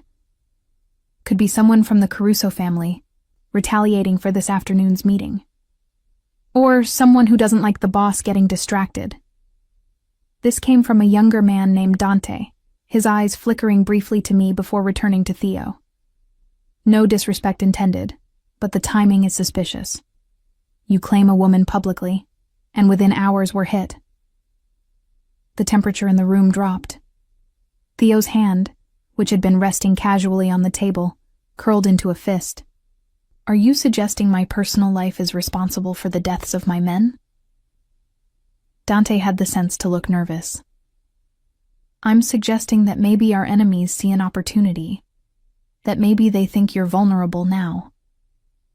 Then they're about to learn a very painful lesson about what happens when they mistake love for weakness. Theo's eyes swept the room. Tessa stays. She's under my protection, which means she's under all of our protection. Anyone who has a problem with that can leave now, and we'll call it a mutual parting of ways. Silence. No one moved. Good. Now, Marco, I want a full audit of everyone who had access to that warehouse's schedule. Cross-reference with recent financial transactions. Look for anyone who's suddenly spending beyond their means. And put the word out on the street. I'm offering $100,000 for information on who gave up our location. The meeting continued for another hour, plans being made, strategies discussed. I tried to focus on my notes, but my mind kept circling back to Dante's words. Was I really making Theo vulnerable? Were people dying because of me? When the meeting finally ended, Theo dismissed everyone except Marco. The moment the door closed, he turned to me. Don't. His voice was sharp. Don't you dare blame yourself for what happened today. How did you know? Because I know you. I know that brilliant, compassionate mind is already finding ways to make this your fault. He moved to where I sat, kneeling in front of me so we were eye level. The Bratva made a move because they see an opportunity to expand their territory. They've been planning this for months. You're not the cause, Tessa. You're just the excuse Dante used to voice his concerns. He might have a point, though. Maybe you are distracted. I'm focused. His hands framed my face. For the first time in years, I have something beyond this organization to care about. Something worth protecting. That doesn't make me weaker. It makes me more dangerous. Because now I have something to lose. Marco cleared his throat. Boss, we should get you both out of here. If the Bratva is making moves, this building isn't secure. Where? The estate. Full security team. Controlled perimeter. I've already called ahead. Theo nodded, then looked at me. Pack a bag from your apartment. We're staying at my family's estate until this situation is resolved. How long will that take? As long as necessary. His expression was grim. Until I've eliminated the threat or negotiated a peace, whichever comes first. The drive to collect my things was tense. Amy sat in the front passenger seat, her hand resting casually near her weapon. Marco drove, his eyes constantly scanning the mirrors. I was wedged between Theo and another guard in the back, feeling simultaneously protected and trapped. Tell me about the estate, I said, needing to fill the silence. It's where I grew up, Theo said, his thumb tracing circles on the back of my hand. About an hour north of the city on Lake Michigan. My grandfather built it in the 50s, when the family first established themselves in Chicago. 20 acres, completely private. My sister Rosa still lives in the guest house with her husband and son. And you're okay with me meeting them? Under these circumstances? Rosa's been demanding to meet you since I mentioned your name last week. She'll be thrilled, crisis or no crisis. A small smile touched his lips. My nephew Marco, named after this one, will probably interrogate you about whether you can play video games. He's 8 and very serious about his gaming. The normalcy of the description was jarring. Video games and family dinners felt impossibly distant from warehouse attacks and dead bodies. We stopped at my apartment just long enough for me to throw clothes into a bag. Amy came inside with me, her presence both comforting and unsettling. She checked every room, looked in closets, even tested the windows. Clear, she said finally. But pack quickly. We don't want to stay exposed longer than necessary. Back in the car, heading north out of the city, I watched the lights fade behind us.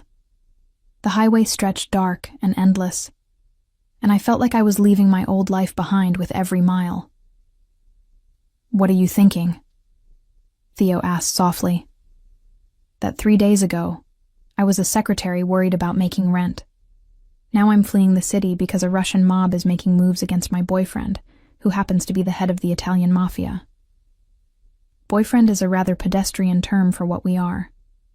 What are we then? He was quiet for a moment. You're mine.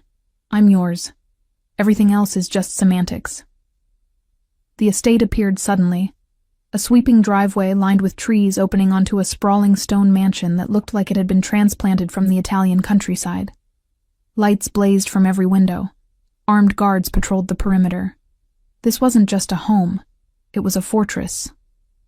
A woman appeared on the front steps as we pulled up, petite, dark-haired, probably early 30s. She wore jeans and an oversized sweater, but her face was pure Valentini.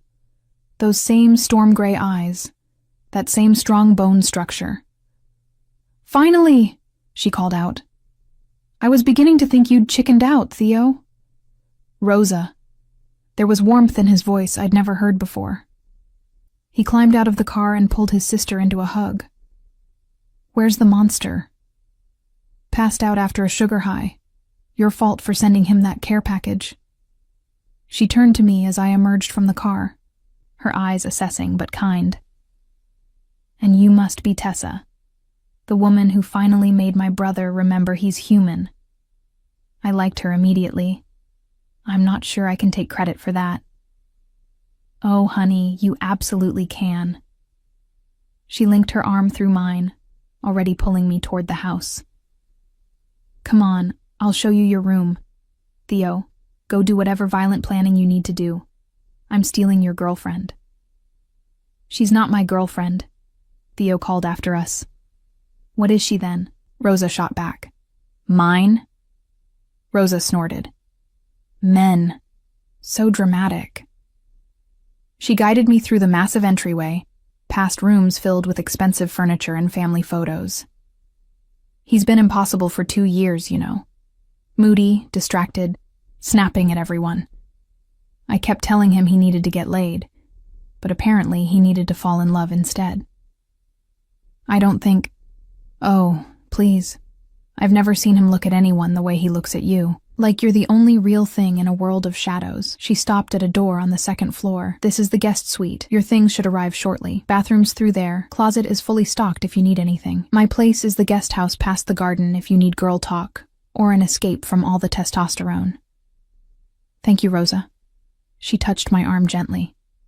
"No, thank you. For making him happy. For giving him something to care about beyond this life.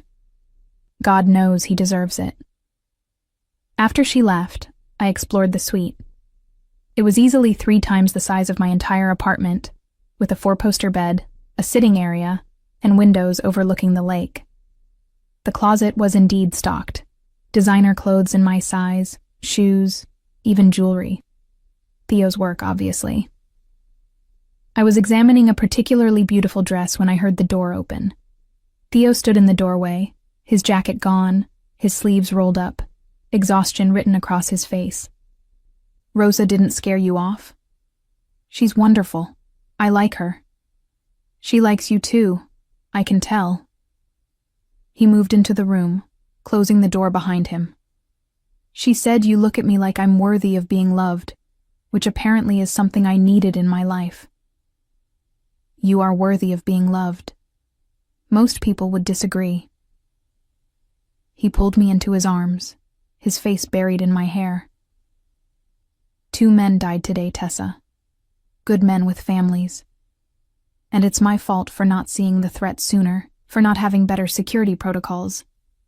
You can't control everything. In my world, if you don't control everything, people die." He pulled back, his eyes haunted. "That's what Dante meant. Not that you're a distraction, but that I'm responsible for keeping everyone safe. And I failed today." I touched his face, feeling the tension in his jaw. "So what happens now?" "Now I find who's responsible. I make an example of them. And I reinforce every security measure until my organization is impenetrable." His eyes darkened. "And I keep you safe, whatever it takes." "What if keeping me safe means letting me go?" "Not an option." His hands tightened on my waist. "I told you, I'm selfish. I'd rather fight every enemy in Chicago than lose you." A knock at the door interrupted us. Marco's voice came through. "Boss, we have a lead on the informant. Looks like it was one of the warehouse guards, guy named Tommy Ricci, Marco's cousin 3 times removed. He's disappeared, but we found evidence of a payment from a Bratva-associated account." Theo's entire body went rigid. Marco's cousin? Distant cousin. Marco had no idea the guy was dirty. "Where is Marco now?" "Downstairs, waiting for your orders."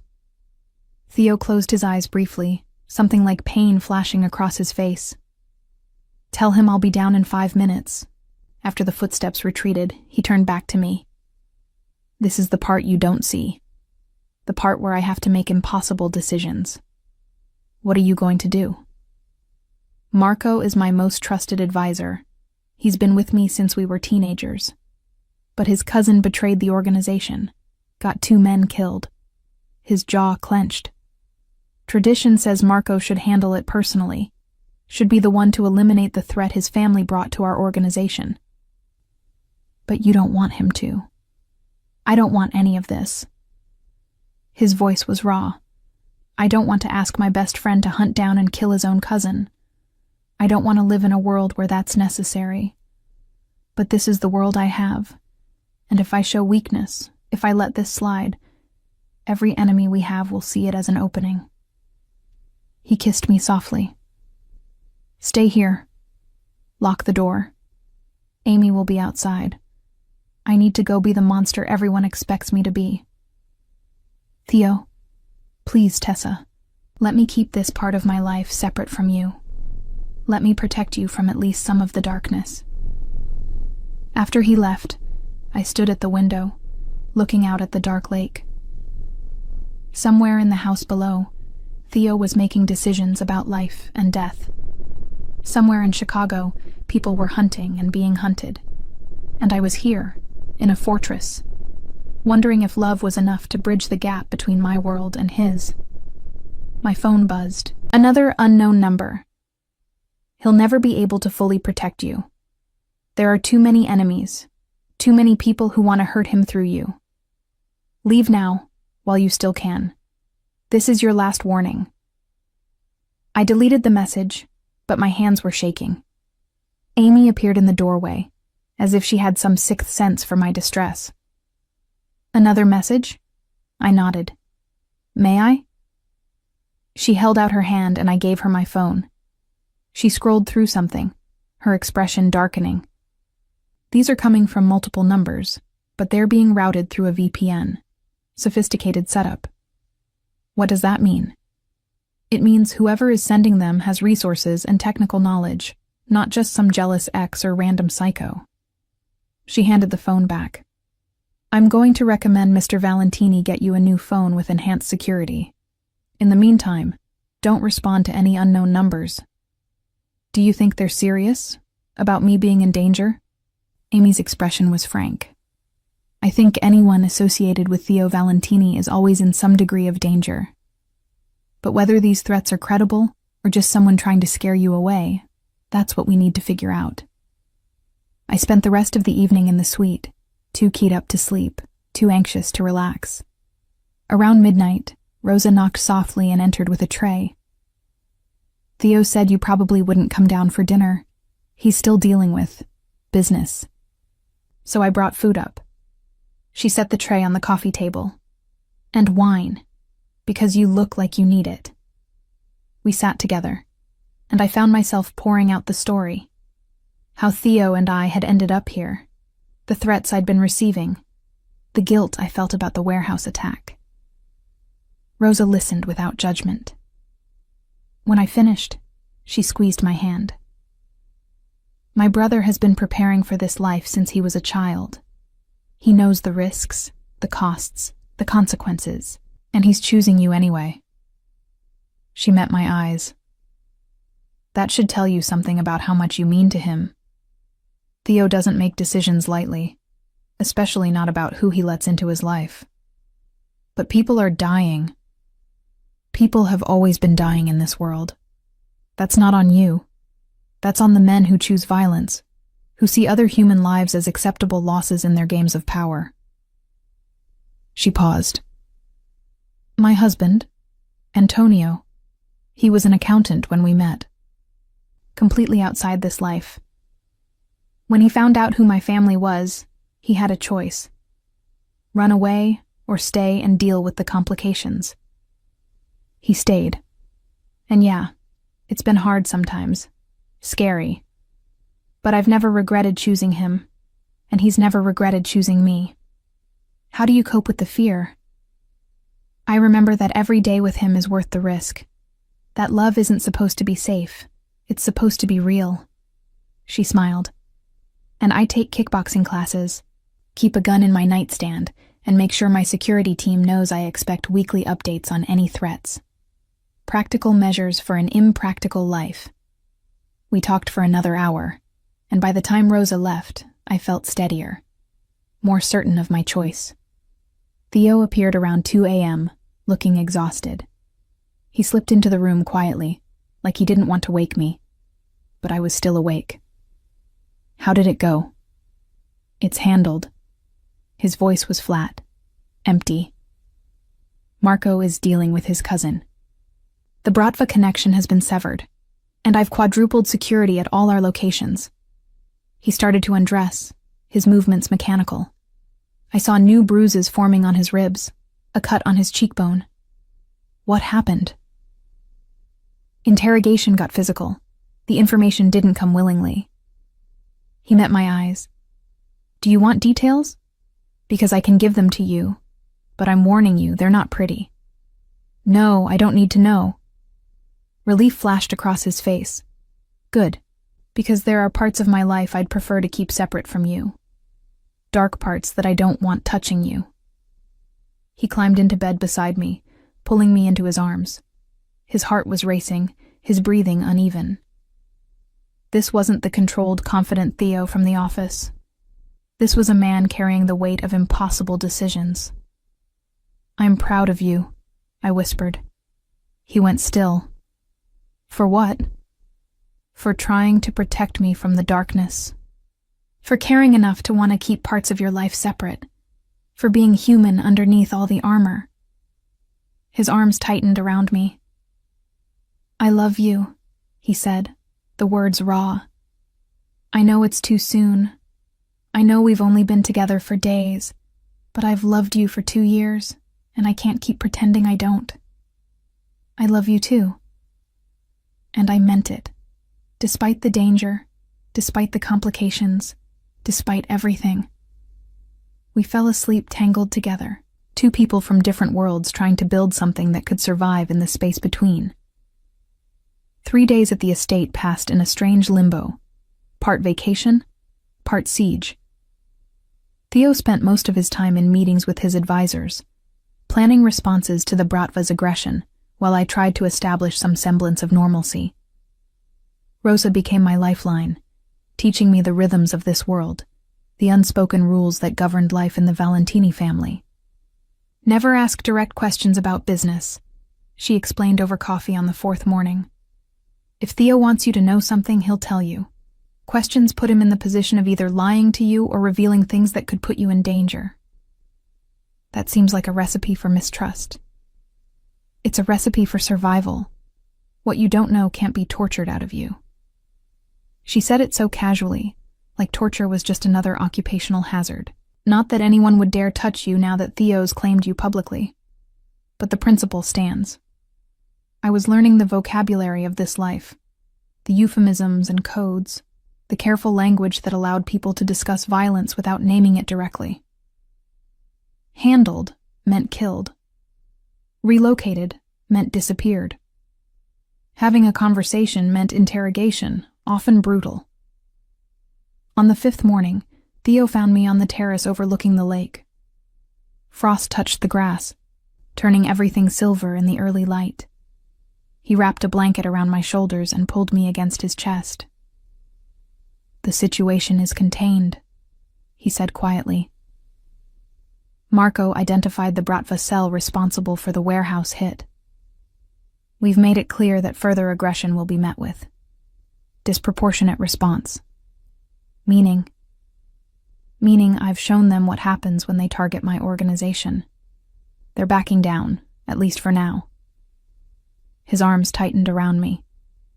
We can go back to the city today if you want. Resume normal life. Normal life, I repeated, the words feeling foreign. Is that even possible now? I don't know, but I'd like to try. He turned me in his arms, his gray eyes searching mine. I want to take you to dinner without armed guards at every table. I want to wake up next to you in my bed without planning defensive strategies. I want to give you something close to the life you deserve. What if the life I deserve includes you, guards and all? His expression softened. Then I'm the luckiest bastard alive. We returned to Chicago that afternoon. The penthouse felt different now. Not like Theo's space that I was visiting, but like our space. He'd cleared drawers for my clothes, made room in the bathroom for my things, adjusted the pantry to include foods I liked. I called your mother's hospital, he said casually that evening while we prepared dinner together, spoke with her care team about treatment options. I nearly dropped the knife I was holding. You what? I hope that's okay. I know you're private about family matters, but I wanted to understand her condition, see if there were better options available. He kept his eyes on the vegetables he was chopping. They mentioned an experimental treatment that's showing promising results, but it's not covered by insurance. I've arranged for her to be enrolled in the trial, all expenses covered. Emotion clogged my throat. Theo, that's too much. It's nothing. Less than nothing. He finally looked at me. Your mother is sick, and you've been carrying that burden alone for years. You're mine now, Tessa. That means your burdens are mine too. I went to him, wrapping my arms around him from behind, pressing my face against his back. Thank you, I whispered, for seeing me, for caring about the things that matter to me. Always, he promised. That night, as we lay tangled together in his bed, he traced patterns on my bare skin. I have something to ask you. The seriousness in his tone made me nervous. What? There's an event next month. A charity gala that brings together all the major families, both legitimate business people and those of us who operate in the shadows. It's neutral ground, a chance to show unity and strength. He paused. I want you there with me. As my partner, not my secretary. Won't that be dangerous? Amy will be there, along with half my security team. The event itself is sacred ground. Violence is prohibited, and everyone respects that rule because the consequences of breaking it are severe. His finger traced my collarbone. But it would be a very public statement. Everyone in Chicago would know that you're mine, that you're under my protection. There would be no ambiguity anymore. And that's what you want? What I want is to show you off. To make it clear to every man in that room that you're taken, that you're precious to me, that anyone who even thinks about harming you will answer to me personally. He kissed me softly. But I need to know you're ready for that level of exposure. Once we do this, there's no pretending you're just my secretary. You'll be Tessa Morgan, Theo Valentini's woman. Everything that comes with that title. I thought about the threats I'd been receiving, the danger that already surrounded me, the warehouse attack that had left 2 men dead. I thought about my mother in Ohio, finally getting proper treatment. I thought about waking up next to Theo every morning, the way he looked at me like I was his entire world. I'm ready, I said. His smile was fierce, possessive. Then I'll have Rosa take you shopping. You'll need a dress that stops traffic. I want every person in that ballroom to understand exactly what I have. The next 3 weeks passed in a blur of preparation. Rosa became my stylist, my advisor, and my friend. We spent hours in exclusive boutiques, trying on gowns that cost more than I used to make in a year. We settled on a deep emerald dress that hugged every curve, with a slit up the thigh and a neckline that was daring without being inappropriate. Theo is going to lose his mind when he sees you in this, Rosa said with satisfaction. Every man in that room will want you, and every woman will hate you. Perfect. At work, the dynamics had shifted. People no longer whispered when I walked past.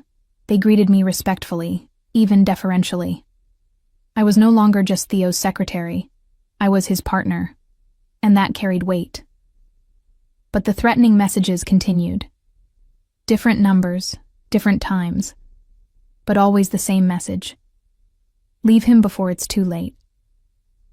Amy had been investigating, but so far had found nothing concrete. Whoever is sending these knows how to cover their tracks. They're using multiple VPNs, burner phones, sophisticated routing. This isn't amateur hour. Could it be the Bratva? I asked, trying to scare me away as part of their strategy. Possible, but the language feels more personal.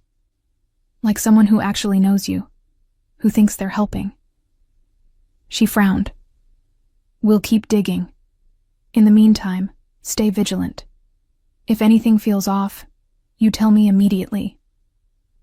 The night of the gala arrived. I spent hours getting ready, hair styled in an elegant updo, makeup dramatic but sophisticated, the emerald dress fitting like it had been painted on. When I emerged from the bedroom, Theo was waiting in the living room, dressed in a tuxedo that made him look like he'd stepped out of a magazine. His reaction was everything Rosa had predicted. His eyes darkened, his jaw clenched, and he crossed the room in 3 strides. "Fuck," he breathed. "You're the most beautiful thing I've ever seen." He kissed me carefully, mindful of my lipstick, his hands skimming over the dress. I'm going to have to fight off every man in that ballroom. "I only see one man," I said, adjusting his bow tie. "Good answer." He pulled back reluctantly. "Amy and Marco will be with us. Stay close to me at all times. If anyone makes you uncomfortable, you tell me immediately. And if I give you a signal—" He touched his right ear. "You go with Amy immediately. No questions asked. You're scaring me." "Good. Fear keeps you alert. Alert keeps you alive." He softened his tone. "But I promise you, Tessa, I will let nothing happen to you. I'd die before I let anyone hurt you." The gala was held at the city's most prestigious hotel, in a ballroom that looked like something out of a fairy tale. Crystal chandeliers, marble floors, tables draped in silk, and covered with elaborate floral arrangements. Chicago's elite mingled in tuxedos and designer gowns, a glittering display of wealth and power. But beneath the elegance, I could feel the undercurrents of danger, the subtle positioning of bodyguards, the careful way people moved through the space, always aware of who was nearby, the loaded glances between rivals forced to maintain civility. Theo kept me close, his hand possessive at the small of my back. We made the rounds, greeting business associates, acknowledging other families, maintaining the careful dance of respect and implied threat that seemed to govern these interactions. "Theo Valentini," a voice called out. I turned to see a distinguished older man approaching, his silver hair swept back, his tuxedo impeccable. Behind him walked a younger man, handsome, cold-eyed, radiating danger. "Don Moretti," Theo greeted him, his voice neutral. "And Lorenzo. I wasn't aware your family would be attending." "We wouldn't miss it," the Don replied smoothly. "Especially not when we heard you'd be bringing your new companion." His eyes swept over me, assessing. I kept my expression neutral, remembering Rosa's advice. Never show fear, never show weakness. In this world, both are invitations to attack. "My fiancé," Theo corrected, his voice like steel. "Tessa Morgan." "Fiancé?" My heart jumped, but I kept my face calm. This was a performance, a power play. "Charmed," Don Moretti said, though his eyes remained cold. "Lorenzo, say hello to Miss Morgan." Lorenzo stepped forward, and I saw something flicker in his eyes. Recognition, perhaps, or calculation. "A pleasure. Tell me, Miss Morgan, how did a woman like you end up with a man like Valentini?" "I could ask you the same question about your family," I replied, keeping my voice light but with an edge. "How does anyone end up where they are? Choice, circumstance, or fate?" Something like amusement crossed Lorenzo's face. "She has spirit. Be careful, Valentini. Spirit can be dangerous." "Or intoxicating," Theo replied, pulling me closer. "If you'll excuse us, gentlemen, my fiancé promised me a dance." He led me to the dance floor, his hand firm on my waist. As we moved to the music, he leaned close, his lips brushing my ear. "Fiancé?" I whispered. I wasn't planning to propose like this, but when that bastard looked at you like you were up for auction, the words just came out. He pulled back to look at me. "We can make it real later, with a proper proposal. Or we can keep it as a useful fiction. Your choice." "What if I want it to be real?" His eyes blazed. "Then say yes. Yes." He kissed me right there on the dance floor, in front of Chicago's elite, claiming me publicly and irrevocably. When we broke apart, I saw Rosa across the room, beaming. Saw Marco nod approvingly. Saw other faces, some pleased, some calculating, some dark with envy or malice. The rest of the evening passed in a blur of congratulations and veiled threats, of champagne toasts and loaded conversations. Theo never left my side, his presence a constant shield. But as we were leaving, as we moved through the hotel lobby toward the car, I caught a glimpse of a familiar face in the crowd. My heart stopped. Mark. Mark, my ex-boyfriend from years ago, the one who'd left me with debt and broken promises. He was here, in Chicago, at this event, and he was staring directly at me with an expression I couldn't quite read. I must have made a sound because Theo immediately tensed. What is it? Nothing. I thought I saw someone I knew. His eyes scanned the lobby, missing Mark, who'd already disappeared into the crowd. Who? No one important. Someone from my past. We made it to the car without incident, but my mind was racing. What was Mark doing here? Was he connected to these families somehow? And more importantly, was he the one sending those threatening messages? That night, lying in Theo's arms, I couldn't shake the feeling that something was coming, that the careful peace we'd built was about to shatter. What are you thinking? Theo murmured, his fingers tracing lazy patterns on my bare shoulder. That I love you, that I'm scared, that I don't know how this story ends. It ends with us together, he said with absolute certainty. Everything else is just details. I wanted to believe him. God, I wanted to believe him. My phone buzzed on the nightstand. Another message from an unknown number. I warned you. Now it's too late. What's coming next is on you. Before I could react, the penthouse alarm began to blare. Theo was out of bed instantly, pulling on pants, grabbing the gun he kept in the nightstand. Stay here, he commanded. Lock the door behind me. Don't open it for anyone except me or Amy. Theo. He kissed me hard. I love you. Remember that, whatever happens next.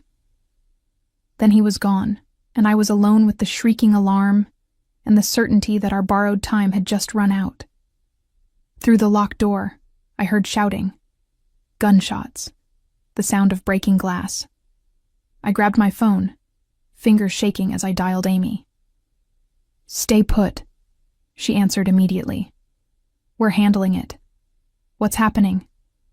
Bratva hit team. They got past the first layer of security. But Theo's got this. Just stay. The line went dead. I stood frozen in the bedroom, wearing nothing but Theo's shirt, clutching my phone like a lifeline. Every instinct screamed at me to run, to hide, to do something. But I'd promised to trust him, to let him protect me. Minutes passed like hours. The sounds of violence continued, then gradually faded. Finally, silence. The door handle turned. I backed away, looking for anything I could use as a weapon. Tessa, it's me. Theo's voice, rough with exhaustion. I unlocked the door with trembling hands. He stood there, disheveled, a cut above his eye bleeding sluggishly, but alive. Whole. It's over, he said. They're gone. You're safe. I launched myself at him and he caught me, his arms like steel bands around me. I thought, when I heard the gunshots, shh, I'm fine, we're fine.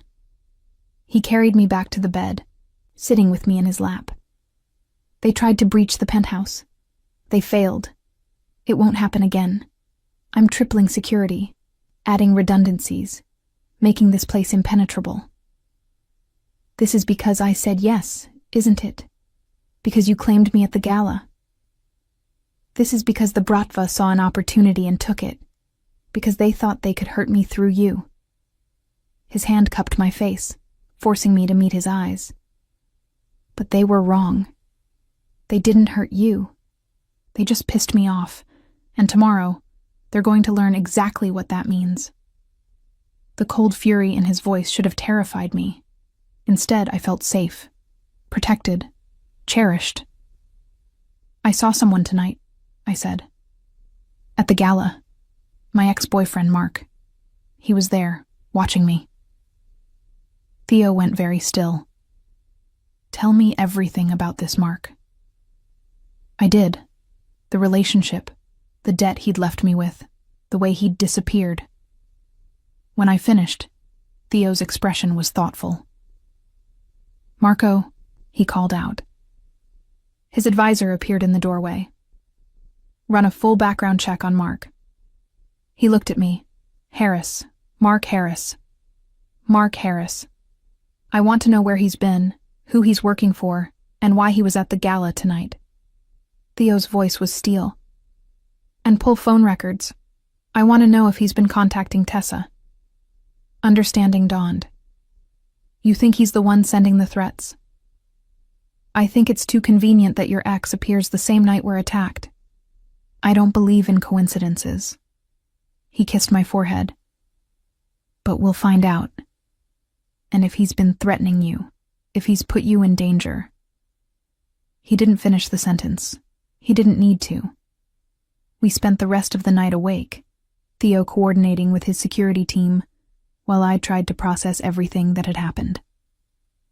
By dawn, the penthouse had been secured, the Bratva hit team's bodies removed, and Marco had preliminary information on Mark Harris. He's been working as a financial consultant, Marco reported. But his client list includes several Eastern European firms with suspected Bratva connections. Could be coincidence, could be something more. Bring him in, Theo ordered. I want to have a conversation with Mr. Harris.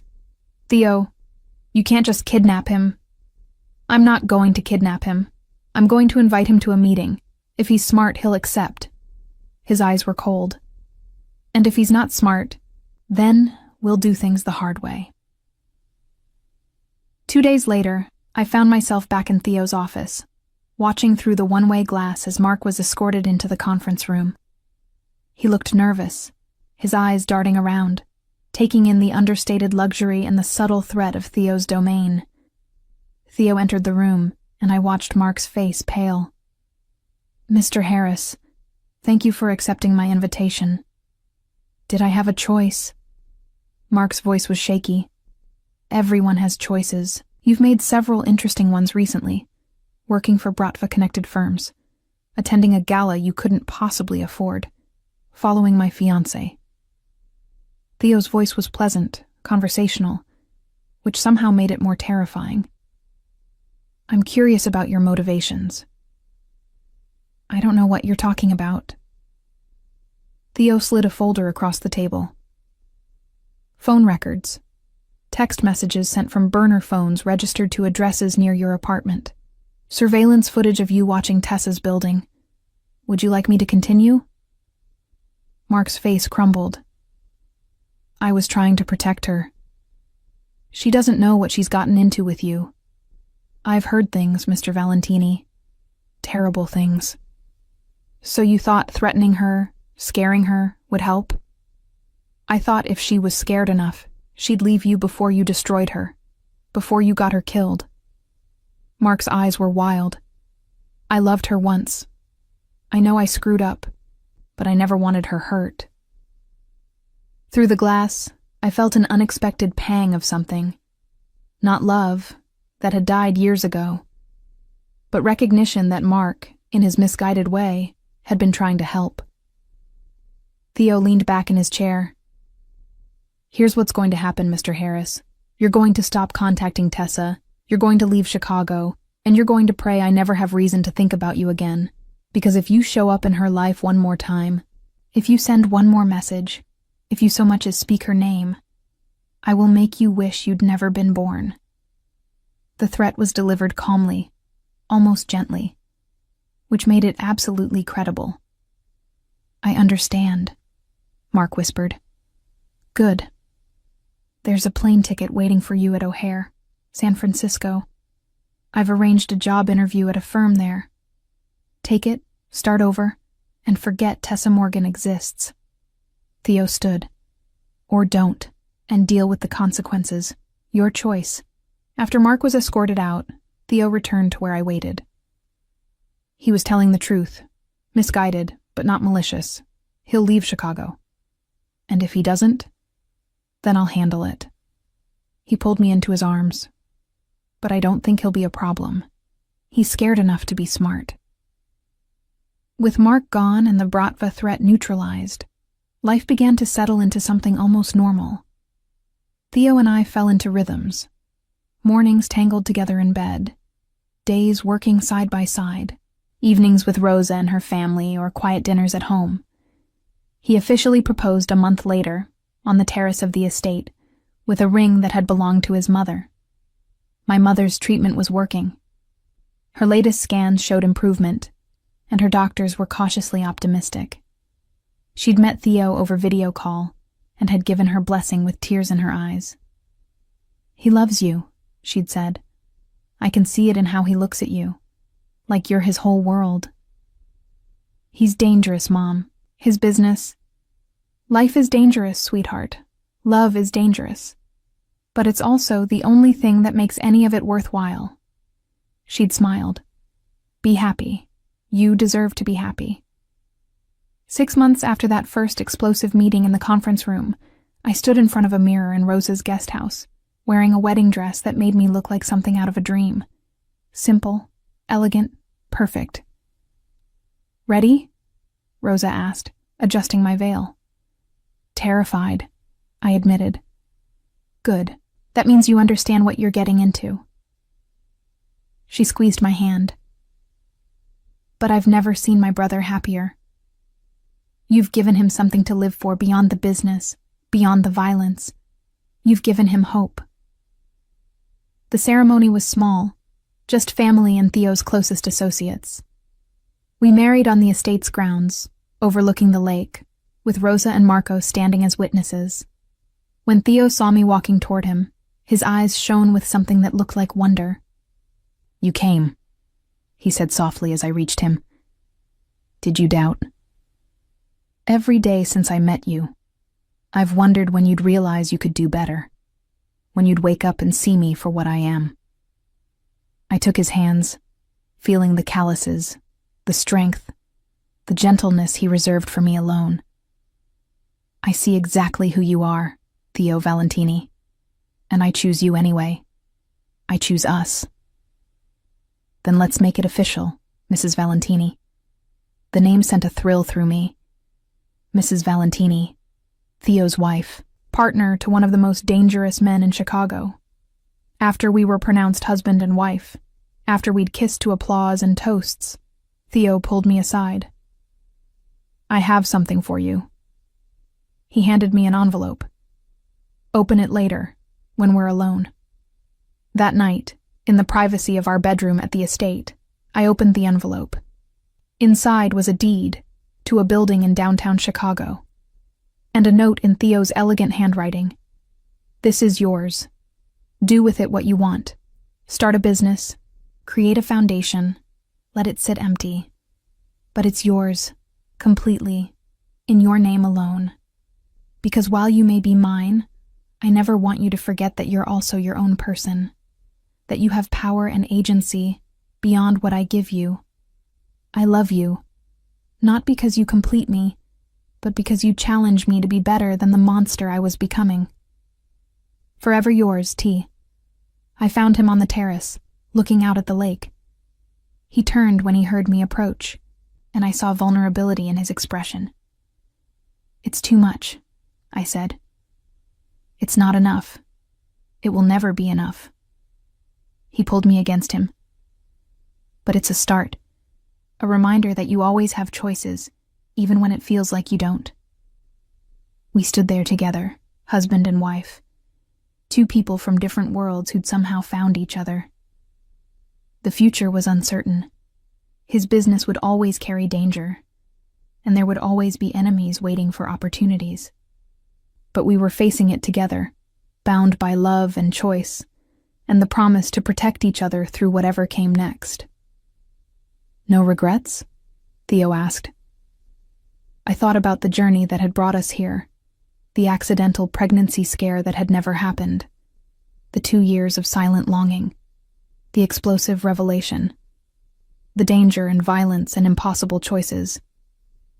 "Only one," I said. His body tensed. What?